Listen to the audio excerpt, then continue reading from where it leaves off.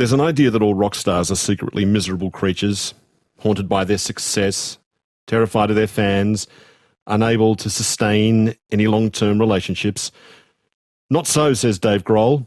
The life, he says, is all that it's cracked up to be and more.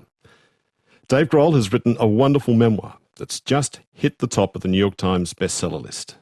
And it's clear from reading the book that Dave wanted that life from a very young age. He wanted the creative freedom. He wanted to see the world, to play the kind of driving, slightly twisted music that he loves.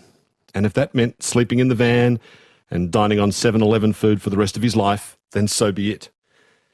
Dave Grohl wanted to succeed in that life so much, he actually held a séance, and he asked the rock and roll gods, well, one god in particular, to give it to him. And he received it in ever more intoxicating doses. The first part was touring America as the drummer for a punk band called Scream. Then there was Nirvana, which became Nirvana. And then he started his own band, the Foo Fighters, which is to this day one of the biggest bands in the world.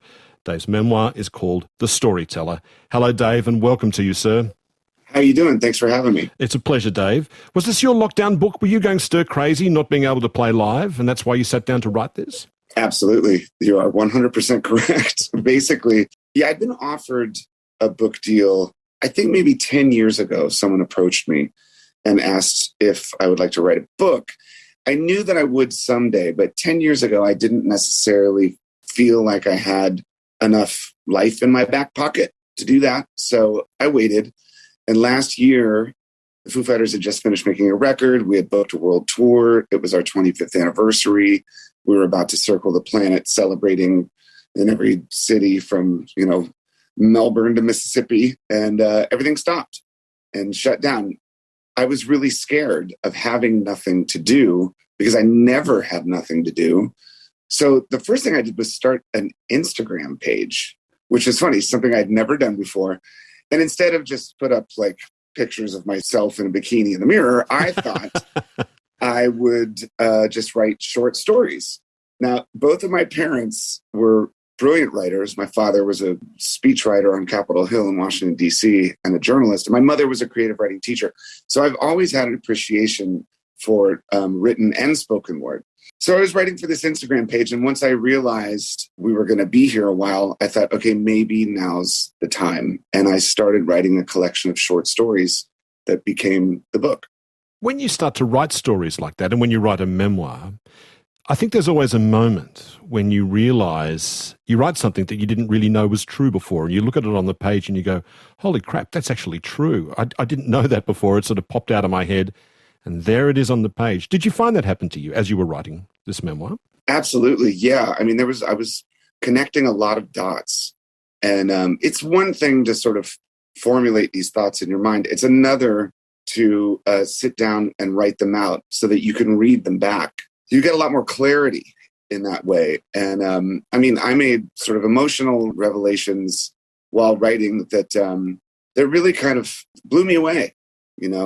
Things that had to do with my childhood, things that had to do with music, the bands that I've been in, my relationships with all of these people. It was therapeutic in a funny way. It really wasn't until I read the audiobook. I had to sit down and read the entire book into a microphone in 3 days. And, again, it's a different experience when these words are coming out of your mouth and you're hearing your voice say these things. It was good. I mean, it was difficult at times, but then also like cleansing in this funny way that I'm finally able to say these things that some of them I've never said to anyone. Do you end up forgiving your younger self in the process of writing a book like this? You look at your younger self and all of your awkwardness as you remember it, the stuff that you're a bit embarrassed about almost, and look at your younger self and go, that wasn't such a bad kid. I actually quite like that kid after all, and all the things I was embarrassed about, I can forgive him for now. Did you have that process? Well, I have to do that pretty much every day of my life. So, I mean, yeah, I think that, I have really fond memories of my childhood. I mean, of course, some of them are difficult, but for the most part, I was raised by a public school teacher and we didn't have much money and we lived in this tiny house. And Sometimes the heat would get turned off or the electricity or the phone, things like that. But we were happy. And I was a really imaginative kid. When I was young, I would sort of sit in my bedroom and create a world of my own, which really started with my love of music. I would just sit in my bedroom with a guitar and a Beatles songbook like all day long and set up pillows in the configuration of a drum set and play along to my favorite records and things like that. Like I had posters of these rock stars on my walls. I never imagined that I would become a poster on a wall, but I really loved, this fantasy of rock and roll. And as much as I wanted it to be a reality, it just seemed inaccessible. But, when I look back at my childhood, I'm really thankful, grateful for everything that I had. There's a moment when you're trying to teach yourself to play drums and you start off with the bass and snare and you're going boom, tick, boom, tick, boom, tick. And anyone can do that. But then your right hand crosses over and starts playing the ride. You start playing the, and that's a really, really properly thrilling moment. Do you remember that moment and how good it felt, Dave? Well, I actually remember the first time I sat down at a drum set. It was my cousin Chuck. He lives in Miami, Florida. And we went down there for a family trip. And he had a drum set. I mean, this thing was a drum set. And I sat down. And the first thing I did was play the theme to this famous cartoon called George of the Jungle. Oh, yeah. It goes dum, dum, dum, dum, dum, dum, dum, dum. Exactly. And so I was like, wow, I can play the drums. I'm a drummer. But yeah, it really, I don't know why. I mean, I think both of my parents were also musicians. My father was a classically trained flautist. My mother sang in an a cappella group in the 50s. Nothing serious. Neither of them were like professionals, but they did have the ear where you can hear something and you can determine or decipher pitch or tempo or tone. And so when I would listen to records, I could figure out those things. So it was just a matter of the physicality of making your fingers do the certain thing on the fretboard or making your arms and hands do a certain thing on the drum set. It was really about coordination. But then, it got to the point where I didn't really have to think too much about playing the drums. I could just kind of do it. It's like dancing. When you get out on the dance floor, you don't really want to be that guy that's thinking about what he's doing while dancing. You just want to let it out. Yeah. You want to let it go. And that's the way it is with me for drums. I really do think that the DNA has something to do with it. I think that my parents handed down this something in my DNA zipper that I can decipher sound when I hear it. One of your big influences, you write, was the drummer from Rush, Neil Peart. And, he was probably they were all super advanced, accomplished prog rock musicians, but he was probably the strongest musician in a very strong band there. You write that you used to play his drum riffs with your teeth. How did that work?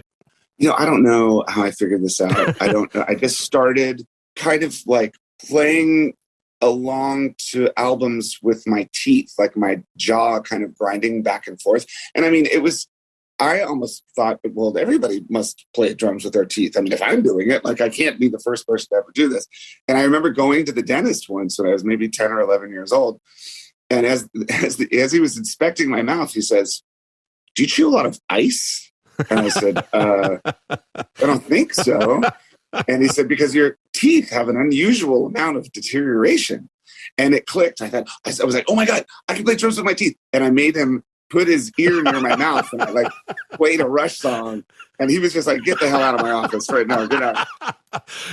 And Kurt Cobain was the only other guy you met who did this too. He could do that with his teeth as well. Wow.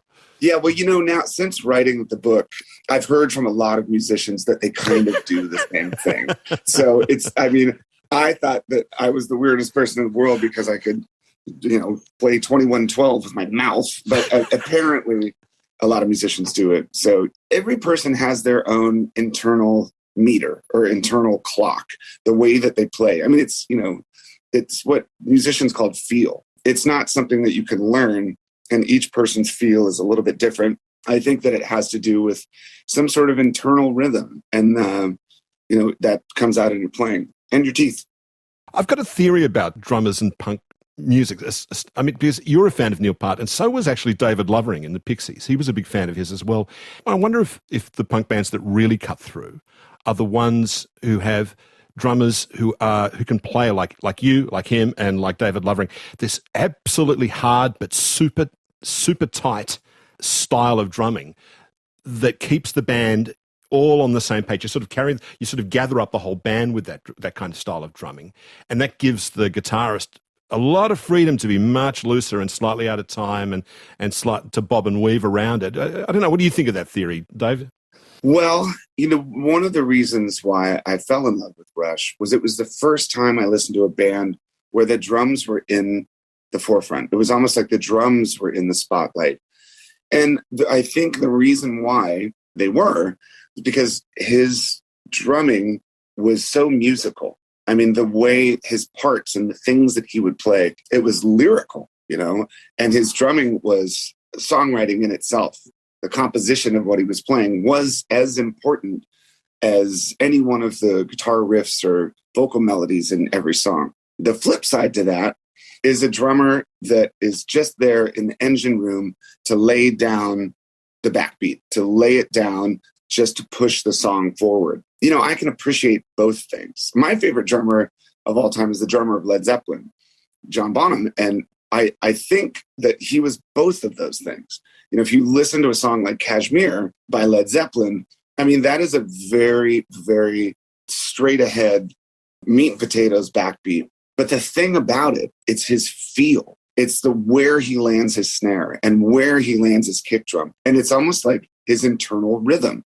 And that's the thing. I think as a drummer, what you want is to have your signature sound so that if you say you play someone 15 seconds of a drummer, if they know who that drummer is in those 15 seconds, then I think you've achieved success because your instrument should be your voice. But, within the punk rock scene, most of the drummers' albums that I grew up listening to and loving were self-taught, and full of bad habits and really rough around the edges. But I loved that.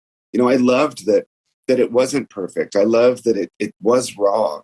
And there's something about that, the human element of that really, really excited me. And so, you put all those three things together and sit down at a drum set and make a bunch of noise. That's basically what I did for the rest of my life.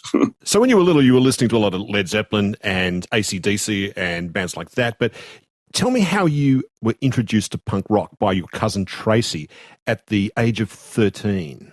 Yeah, so my mother was in the singing group in the 50s called the Three Bells. And one of the people in the band was her best friend, Sherry. We called her Aunt Sherry, though we're not technically blood relatives. We just grew up with Sherry and her family. They lived in Chicago. So every summer we would drive from Springfield, Virginia to Chicago, Illinois. It's about a 12-hour drive. And we would make that drive. Seeing Chicago in the distance, it was like the Emerald City, like the huge Sears Tower. And every year I thought, oh my God, what adventure lies ahead this year? Well, I had 4 cousins, Trip, Todd, Troy, and Tracy. Right? Wow. If that's not the most American thing you've ever heard in your life. And so, but Tracy was maybe 2 years older than me. She was like me. She was like an adventurous, hyperactive, mischievous kid. And this one year we drove up there, Aunt Sherry greets us at the door and she says, Tracy, they're here. And I could hear her coming down the stairs. It was like, doosh, doosh, doosh. And it just sounded like chains and leather and, boots. And she comes to the bottom of the stairs and she was a punk rocker. And I had never seen a punk rocker in real life. I'd only seen it on TV shows like Chips and Quincy and things like that. I didn't know that this was real. And she took me upstairs to her bedroom and she started playing me these punk rock records. And I had never heard of any of these bands. I had never heard of any of these record labels. All of these records seemed homemade. They were like 7-inch singles stuffed into a sleeve with like a Xerox copied cover and things like that. And I was so blown away, mostly at the independence of all of it. You didn't need to be that poster on your wall. You didn't need the lasers and the dragons and the explosions and the castles and whatever. It was like these people were doing it themselves. And because I was kind of a imaginative active kid, I immediately decided, oh, this is what I want to do. I mean, this band only knows 3 chords. I only know 3 chords. Like I could do this as well. And then she took me to a show that night, a band from Chicago called Naked Ray Gun. Again, I imagine rock and roll to be those lasers and the dragons and the castles and the wizards and stuff. And I walk into this tiny room that's just like brick walls with a small stage and a couple lights. And the band kicked into a song. The room absolutely exploded. And my chest was against the stage, and the singer was like stepping on my head, and there was spit and blood and puke. And I was like, this is amazing. It changed my life. That was the first day of the rest of my life. And I went home and decided, okay, I'm going to do this all by myself. So I did. You mentioned there that you listened really closely to John Bonham, the drummer from Led Zeppelin. And that's the seance you write about in your book, this ritual you embarked upon where you asked John Bonham for all sorts of things. Tell me how that unfolded and how you did that, Dave. Well, at the time I was, I think maybe 16 or 17 years old. And I started thinking about the concept of feel, and what it is that makes a drummer great, what it is that gives a drummer their signature sound. I mean, it makes no sense to like over intellectualize it. It just is what it is. And I think it's given to you by the universe, like a fingerprint, So at the time I was listening to a lot of Led Zeppelin and a lot of other sort of fringe underground music. I was also experimenting with psychedelics. And so, I wasn't raised in a religious household. I was sent to Catholic school for 2 years just for reform, really, where I did study religion and I did study the Bible and had classes like Old Testament, New Testament, Christian scriptures, and this one class called Understanding Your Faith, which I really liked, trying to explain the concept of faith, an unconditional belief in something that defies reason. Well, that's what I was most interested in. So I basically made this altar. I got like a piece of plywood from my laundry room and I drew these insignias and things and like lit a candle and basically sat in front of this thing and meditated and subpoenaed the universe for this power to become a musician. I don't know who I was praying to. I don't know exactly what I was praying for, but I in a strange way, which I realize now, I was basically trying to manifest this dream of mine. And you know what? I forgot about it for years. I just forgot that I'd even done such a crazy thing. And when I look back now, I'm like, okay, first of all, it worked. Second of all, yeah. I sure hope I didn't sell my soul to someone that I don't know. That's right. You stood on a crossroads like Robert Johnson and, I don't know, yeah, exactly. to the devil. No, maybe what you ask the universe for this. You ask the universe to grant you this life that you so badly want, this creative rock and roll life. But I think maybe what you're really asking, the forces you're really enlisting are your subconscious mind to work in unison with your conscious mind and help you write the songs, direct you, and sort of work in that kind of unified manner. I don't know. What do you think about that, Dave? Well, I do believe in the idea that if you can perceive it, you can achieve it. As I was writing the book, I knew nothing about the law of attraction. I knew nothing about manifestation. I knew nothing about that Oprah book, The Secret. Like, I didn't know about any of this stuff. And so as I was kind of doing a little bit of research, writing about this seance that I had, I realized that I was putting that out there. I was trying to make it happen only in that I would believe it was possible. And when I was young, I really did think I could do anything. Even when I was, 9 or 10 years old, I thought if I really put my mind to it, I can do whatever I want. Where do you think that came from, that rock solid belief? I think it came from my mother. I mean, my mother, being a public school teacher for 35 years, she had a great understanding of how a child's mind works. And, unfortunately, when you're born, when you're young, your imagination just runs wild because you haven't built those parameters or those walls around your imagination in what is and what isn't possible. So I think it started with my mother. She was very encouraging and supportive in anything that I wanted to do, especially music. I think it probably comes from there. But also, you have to have some sort of faith in yourself, some sort of confidence or some sort of courage to at least try, just at least try to do the thing that you're not sure you can do. And I've kind of used that as my divining rod my entire life. I'm not sure if I could do this. That's why I'm going to do it. That's why I started the Foo Fighters. I'm not sure if I could do this. That's why I wrote a book. That's why I've directed documentaries. I'm not sure if I could do this. I have to sort of prove to myself that I can. And that usually is what sort of pushes me forward. So you started some local punk bands with your friends and then joined another local punk band called Scream, who'd been your heroes. They're a bit older than you, but they brought you in as drummer and you went on tour around the United States with them. Tell me about that tour and that experience of going around America in a van like that with those guys. Well, coming from like a very simple household where we didn't have much, but we had enough and we were happy. It wasn't like winning American Idol. It wasn't like being on The Voice where all of a sudden you're scooped up and thrown onto an airplane and playing stadiums all over the world. It was 6 guys in a van and we were playing these small clubs and squats and community centers, hoping that enough people would come so that we'd have money to get gas to go to the next show. We never had hotels. We would sleep in the van or sleep on someone's floor or sleep on the stage that we just performed on, things like that. And it was okay, because at the end of the day, you were playing music. Music brought you there. And that's what we needed to survive, more so than food. It was like, okay, well, we're going to play a show tonight. And that's what kind of keeps you going.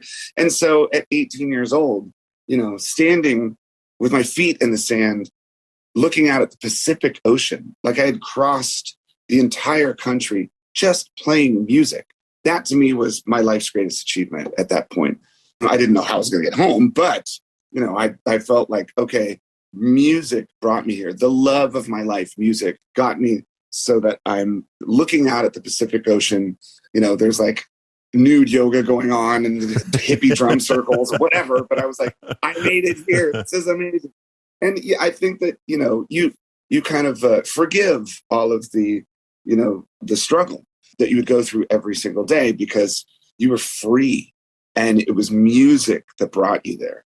And so, those early experiences, they really do lay some sort of foundation which you rely upon for the rest of your life, to be grateful for things or to be thankful for whatever you have. If I walk into a bar or walk into a backstage and I look and there's 6 free beers in a bucket, I'm like, yay, free beer. You know what I mean? Like it becomes your foundation. And I'm really, really thankful I got to do that stuff. It's a weird life. It's like a mix of an almost monastic life because you're living in sort of like happy poverty, if that's the word for it, self-induced poverty. But then there's all this headbanging wildness going on in the course of the evening. So it's a sort of a mix of the two. Is there a freedom in not being afraid of that freedom in a funny sort of way and not being afraid of the poverty that comes along with that life with a touring punk band? Yeah. I mean, our expectations were just that we would be able to strap on our instruments at the end of every night and play. Back then also, there wasn't really any sort of career ambition because of the type of music we were playing. It's not like Scream was going to knock Mariah Carey off the charts. You know what I mean? It was like, we did it because we loved to do it. But it was okay. I mean, I never wanted to go home. I never wanted to quit. I never called home and asked for money for a bus ticket. I just never did it. That never even entered my mind. I think that also I didn't really have much to go back to. Like if I went back to Virginia, I'd just get my job at the furniture warehouse again and beg my boss for my job back and then work that until it was time to leave on another trip. So it really was the thing that kept me going, and what it is that you need to survive. Like, is it food? Is it happiness? Is it music? What is it? In my case, more than anything, it was the freedom to play music. And that's how I felt in those years in the van, you know. So Scream broke up and you were sort of stranded in Los Angeles for a while, living really in dire poverty where you just weren't even sure where your next meal was coming from. And then you heard that a Seattle band named Nirvana was looking for a drummer. Now, they'd released their first album, Bleach, at that point. But did you know of them at that point, Dave? Oh, yeah. The Bleach album was really popular in the underground. And I mean, that being said, that meant like maybe, you know, they sold 20,000 copies or 30,000 copies or something. But, you know, Nirvana really stood out from all the other bands in the scene. They were kind of like a punk rock band, but sort of like a heavier, like not metal band, but it was like really, it's eventually what people called grunge. But at the time it was like, you know, they had this sound that was just different than everyone else. And I mean, they had songs. That was the thing. That song About a Girl is in the middle of that album, Bleach, an album filled with like huge guitars and huge drums and dissonant, crazy, noisy distortion. And then right in the middle is this song called About a Girl that sounds like it could have been a Lennon-McCartney composition. And you think, oh my God, wait, they have songs. So they were popular in the underground, you know, and I loved that record. And we had a mutual friend. So when we were stuck in Los Angeles, I called my friend who was also in a band and said, hey, we're still here. The band's not happening right now. So if you come to Los Angeles, let's hang out. And that's when my friend said, well, have you heard of Nirvana? And I said, of course. And he said, they're looking for a drummer. And they had just come to a Scream show maybe a few weeks before. And I think they saw the way that I played the drums and said, you know, if we can get a guy like that, we'd be good to go. And so he gave me Chris Novoselic's phone number and I called him. And we had a great conversation. Actually, I called him and he said, well, we already got a drummer. I said, oh, okay. Well, if you come down to LA, I'm stuck in a house full of mud wrestlers. Just come hang out and, you know, whatever. And you're not exaggerating. You were actually stuck in a house of mud wrestlers at the time. That's right. We were. I mean, when I say stuck, yeah, the singer and the guitar player of our band Scream were brothers. And their sister was a mud wrestler at the Hollywood Tropicana. And so we always had a place to stay. It could be worse, right? So no food, but interesting company. So yeah. So I talked to Novoselic and then he said, you know, you should call Kurt. And then Kurt and I talked and he said, well, if you can, come on up to Seattle and let's jam. And so I did. So you moved in with Kurt Cobain in his little house in Olympia, just outside of Seattle. He had the bedroom, you write, while you had the couch in the living room. Tell me about your roommate in the terrarium next to your couch. Oh, God, that turtle.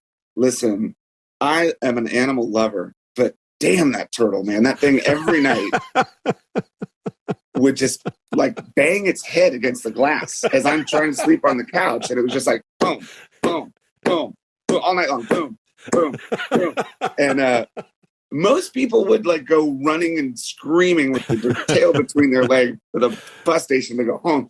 But at the end of every day, me and Chris and Kurt would go to this like barn where we rehearsed and we would write and play. And I mean, we practiced like every day. And that's what kept me from losing my mind, really.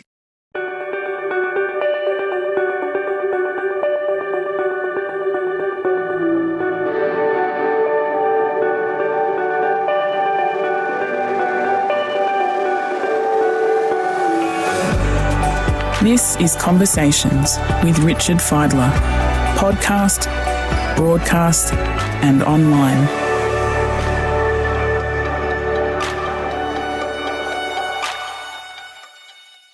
I remember an interview, and I don't know where I read this, but from at the time when Nirvana were happening, and Kurt Cobain said he wanted to make an album. He wanted Nevermind to be an album like Back in Black, AC/DC's Back in Black, where every song on it was a killer. Not just with like 3, maybe 4 possible hit songs on it with a bunch of filler, but every song was going to be amazing. How ambitious was he at that stage to be in a big band? Was he? Because there was that whole ethos of punk rock at the time, which is like, you want to be successful, but you don't want to look too successful. And if you're successful, you're going to get accused of being sold out. There's a whole lot of tension that goes into that, isn't there, Dave? Yeah. I mean, I think that Kurt was very ambitious. I mean, he was also very prolific. So we were writing new songs almost every day. They were coming in so quickly. And every night after rehearsal, we'd go back to the apartment. He'd go in his room. He would write in his journals. He would work on lyrics. You know, I think more than anything, he just wanted us to be a great band. You know, he put a lot of attention and focus on his songwriting. And I mean, there was one time when we were going around and talking to record companies, sitting in this high-rise office building with the head of a huge record company sitting behind this big oak desk. And he said, okay, what do you guys want? And Kurt said, we want to be the biggest band in the world. And I thought he was kidding. Like, seriously, I thought like that was funny. You know, that was a good one. Like, there's no way that we would ever become the biggest band in the world. But I do think, you know, as a songwriter, you know, I can't speak for him. I always looked at it like he wanted to be appreciated as a songwriter, like the songwriters that he loved.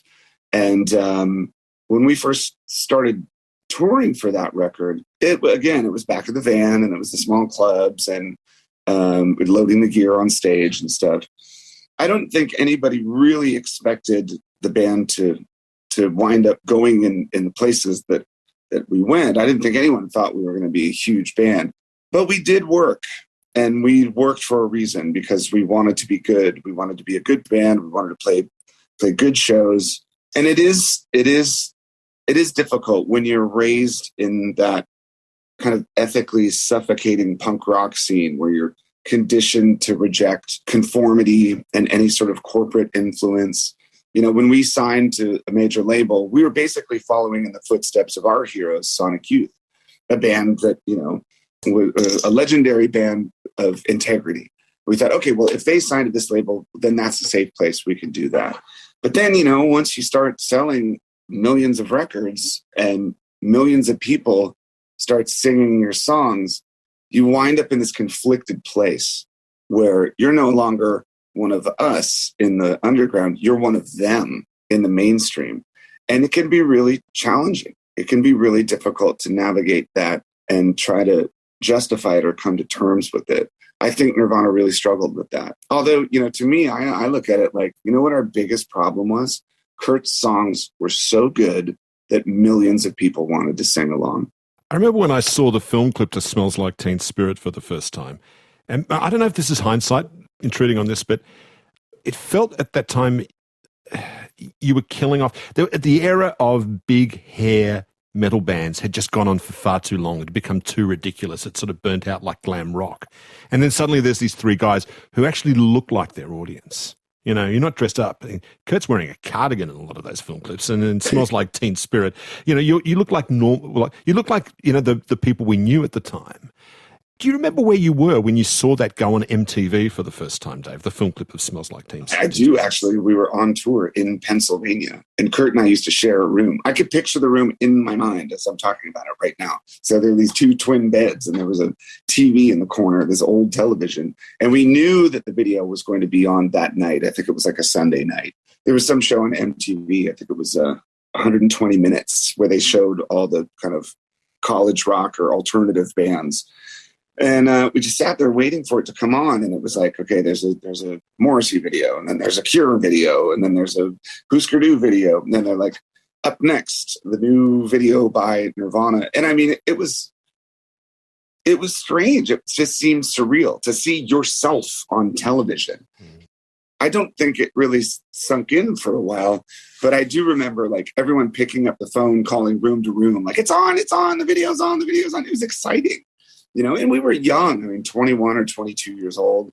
It was a real thrill. That was a real first, and it felt good.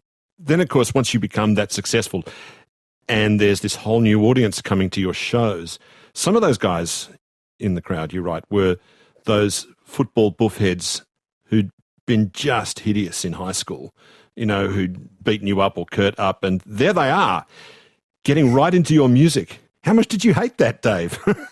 Well, you know, it's funny. As I've grown older and have had a lot of time to think about this, like now when the Foo Fighters play, we'll play a stadium and it holds 50 or 60,000 people. And I look out at the audience and I don't expect everyone to agree with each other on everything.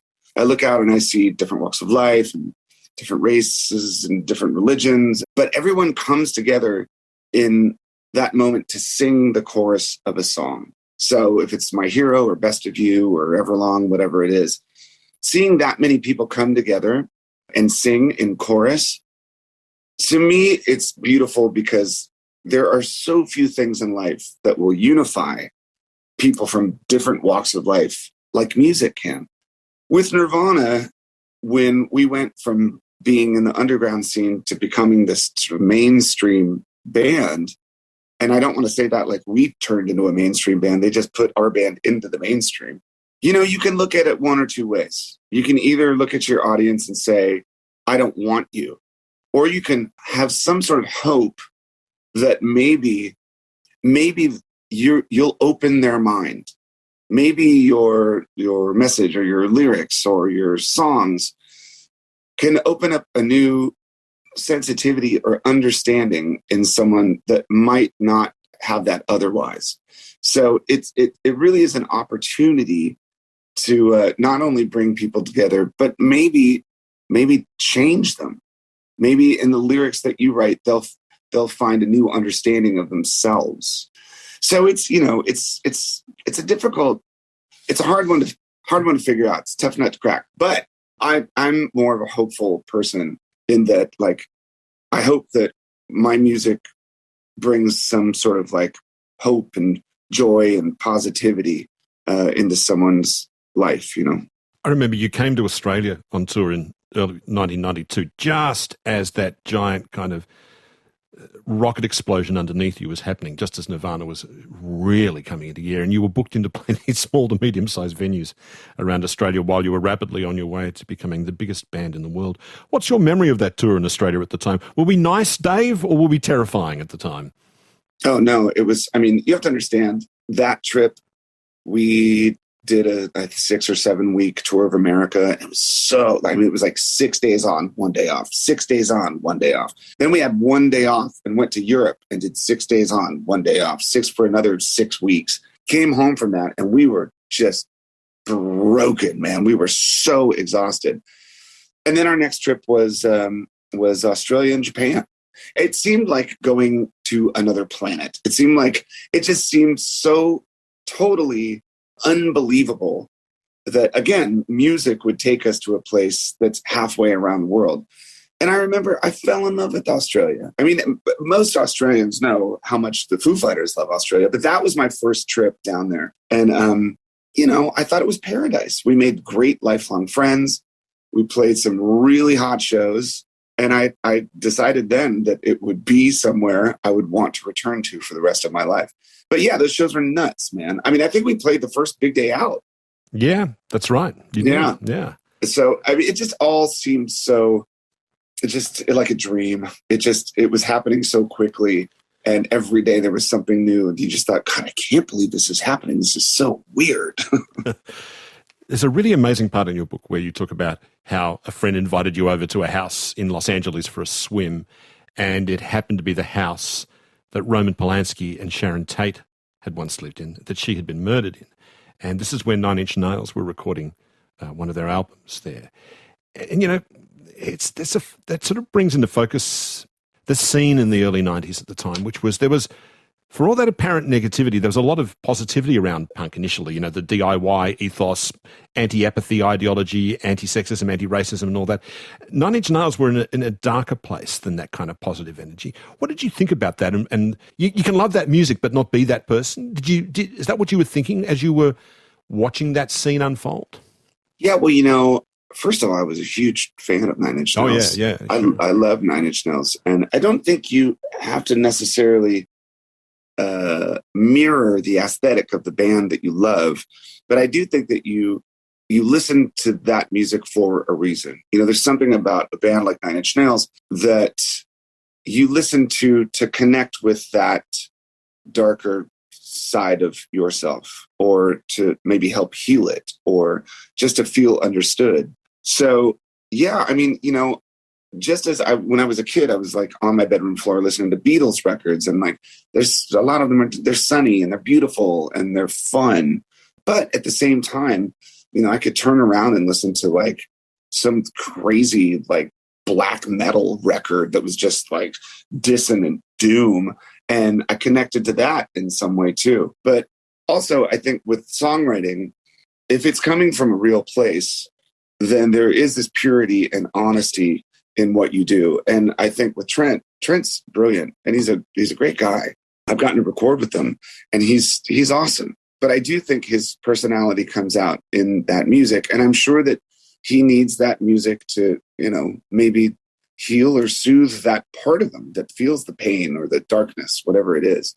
But I mean, basically that summer, I was down here visiting friends in Los Angeles, and I was staying in my friend's house that had no air conditioning in the San Fernando Valley. So by 10 o'clock in the morning, every day it was 110 degrees or something like that. So we would basically go looking for people who had swimming pools and just to use their pool for the day to cool off. And this friend of mine said, "Hey, guess where we're swimming today?" I said, "Where?" He said, "The house where Sharon Tate was killed by the Manson family." And to be honest, I felt really weird about it. And I remember going there and immediately feeling that it was a bit too dark for me. So we swam and got the hell out of there as fast as we could.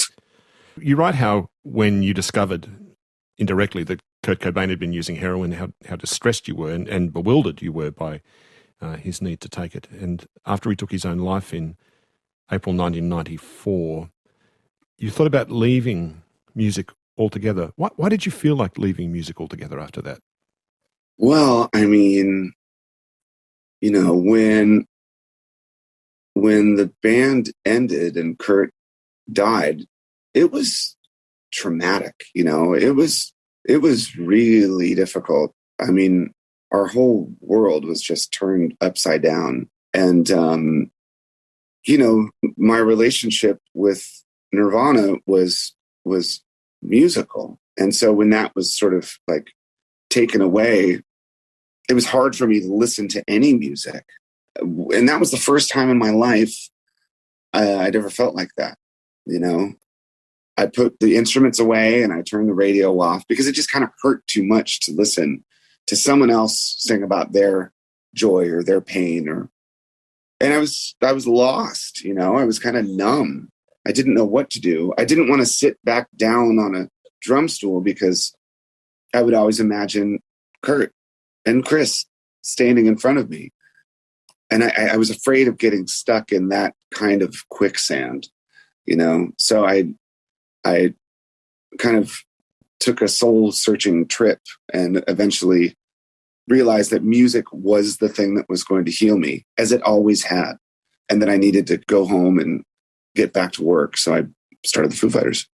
Yeah, you'd already been writing songs just quietly on the side. And you recorded a song called Color Pictures of a Marigold that got turned into a Nirvana song. But I really like the original version, that sort of cassette version that's sort of floating around on YouTube. It's a beautiful song.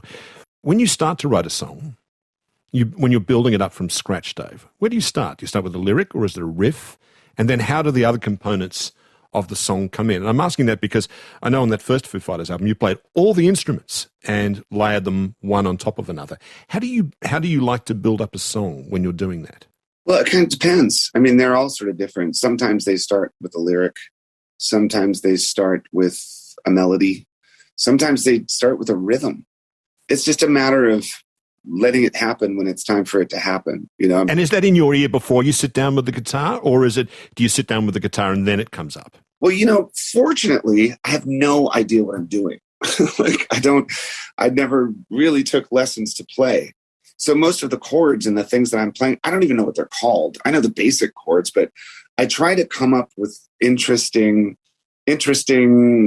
melodies and arrangements and guitar riffs just to be innovative. Like when I sit down with the guitar, I'll just let my hand land somewhere and start playing along.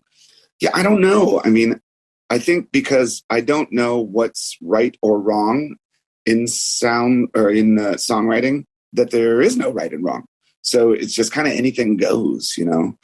But I've always enjoyed recording things by myself, as I did like even before I was in Nirvana, I would record these songs by myself. I played drums and bass and guitar and put a vocal on it, but really just as an experiment. And I would barely let anybody hear them. And then, eventually I thought, all right, well, I'm going to do this for real in a real studio. There are times where I'll be driving and I'll start coming up with a melody and I'll start coming up with a lyric, and I can't reach down to get my phone to record it, or I can't, and so I'll basically just keep singing it until I walk into the house. I'm still singing it down the hallway, still singing it upstairs, still singing it as I'm in front of my computer, still singing it as I'm setting it, and then I'll record it. Yeah. These days, you're good friends with Paul McCartney, and there's some similarities there in spite of the obvious differences. You're both men who were in game-changing bands that survived the experience and went on to have very successful bands afterwards, and a family life with that. Is he your role model in that way, Dave? God, that's a good question. No one's really asked me that. There's so much to love about him. Of course, as a Beatle, he's changed the world and, made our lives a much more beautiful place with his music. As a person, he really is such a great guy. I know that sounds funny to say, but he, I think he has a good understanding of who he is and what he represents to others.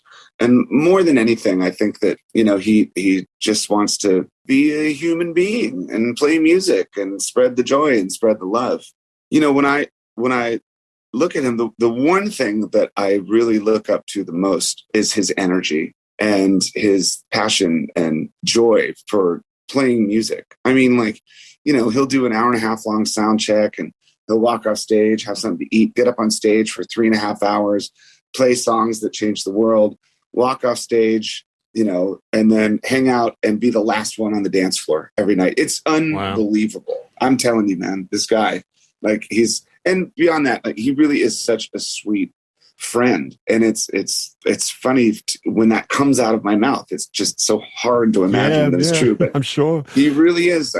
He's a good friend. It's cool. Tell me about that music lesson he gave your daughter one day when he came around. Yeah. Well, my daughter Ophelia she was born, and I don't know, maybe a week or so later, Paul and Nancy were in town, and they said, "Hey, we want to come see the new baby." So they came over, and we're having some pizza and drinking some wine, and then it was time for them to leave. And as Paul was walking out, he saw the piano in the living room, and he just sat down and started playing Lady Madonna.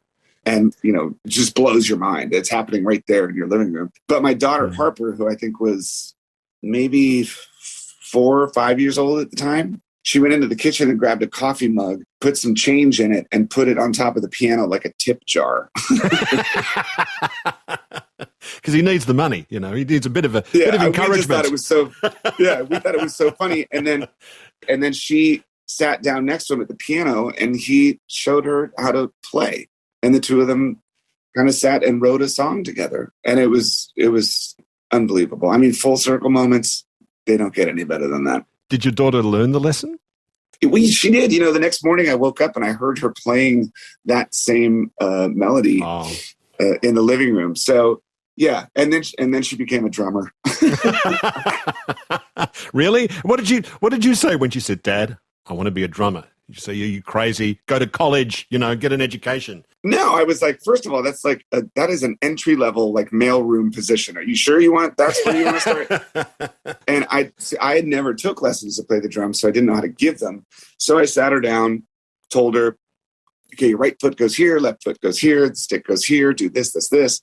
And I got her to the point where she was kind of playing that backbeat. And then I said, "Actually, you know what? Hold on." And I went and I got AC/DC's Back in Black. And I said, "This is all you need." And she sat and learned to play by listening to AC/DC. Wow, that's fantastic.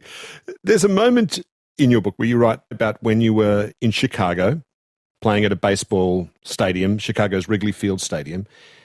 And after the gig, you just burst into tears. Can you explain why you were feeling so emotional that night?